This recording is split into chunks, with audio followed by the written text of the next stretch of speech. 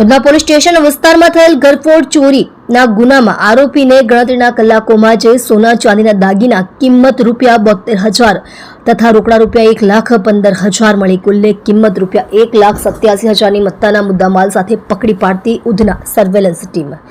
ગઈ તારીખ 1/6/2025ના રોજ સાંજના સૂર્યાસ્ત બાદ સાંજે 7:30 વાગ્યાના સુમારે ફરિયાદી પોતાના ઘરના લોખંડના દરવાજાને તાળું મારી ચાવી પાસે રાખી તેના 2 સંતાનો સાથે કામકાજ અર્થે અને ઘરના સામાનની ખરીદી કરવા માટે બજારમાં ગયેલ બાદ બજારમાંથી ખરીદી કર્યા બાદ ફરિયાદી તેના સંતાનો સાથે રાત્રિના 9:30 વાગ્યાની આસપાસ ઘરે પરત આવતા તે દરમિયાન દરવાજાનું તાળું તૂટેલી હાલતમાં જોયેલ અને ફરિયાદી ઘરમાં જઈ જોતા લોખંડના કબાટનો દરવાજો ખુલ્લો હોય અને કબાટમાં રહેલ કપડાઓ તથા પરચુરણ વસ્તુ વેર વિખેર કબાટની બહાર પડેલ હતી, જેથી ફરિયાદીના ઘરમાં રહેલ લોખંડનો કબાટ જોતા મુખ્ય દરવાજો કોઈ સાધન વડે અથવા ડુપ્લિકેટ ચાવીથી દરવાજો ખુલ્લો હોવાનું જણાયેલ અને અંદર જોતા તિજોરીમાં ફરિયાદીની 5 ગ્રામના 2 સોનાના મંગળસૂત્ર જેની આશરે કિંમત ₹30,000 તથા એક મોટું 5.5 ગ્રામનું મંગળસૂત્ર જેની કિંમત ₹20,000 તથા 5 ગ્રામની સોનાની બુટ્ટી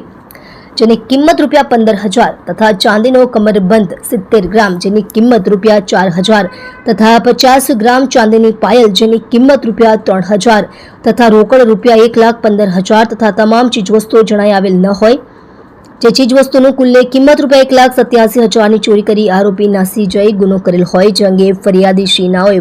ફરિયાદ આપતા Udhna police station part A 2025 ભારતીય ન્યાય સંહિતા કલમ 305A 331(4) મુજબનો ગુનો રજીસ્ટર્ડ કરવામાં આવેલ. ઉપરોક્ત સૂચના અન્વયે ઉધના પોલીસ સ્ટેશનના police inspector Shri SN Desai નાઓના માર્ગદર્શન અને સૂચના હેઠળ તથા surveillance police sub inspector Shri MK Ishrani નાઓના નેતૃત્વમાં પોલીસ કોન્સ્ટેબલ નાગેન્દ્રસિંહ રાજેન્દ્રસિંહ તથા પોલીસ કોન્સ્ટેબલ ભાવેશભાઈ દુલાભાઈ નાઓએ ટેકનિકલ સર્વેલન્સ બાતમીના આધારે સદર ગુનામાં સંડોવાયેલ આરોપી નામ બિલાલ તસ્લીમ ખટીક ઉંમર વર્ષ 31 ધંધો કલરકામ રહે ઘર નંબર 286 અશોક સમ્રાટ નગર રોડ નંબર 9 ઉધના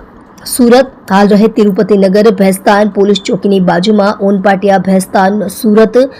મૂળ રહે પાટુંદા તાલુકો અમલનેર જિલ્લો જલગાંવ મહારાષ્ટ્રનાને પકડી પાડી તેની પાસેથી સોના ચાંદીના દાગીના કિંમત ₹72,000 તથા રોકડ ₹1,15,000 મળી કુલ કિંમત ₹1,87,000ની મત્તાના મુદ્દામાલ સાથે પકડી પાડી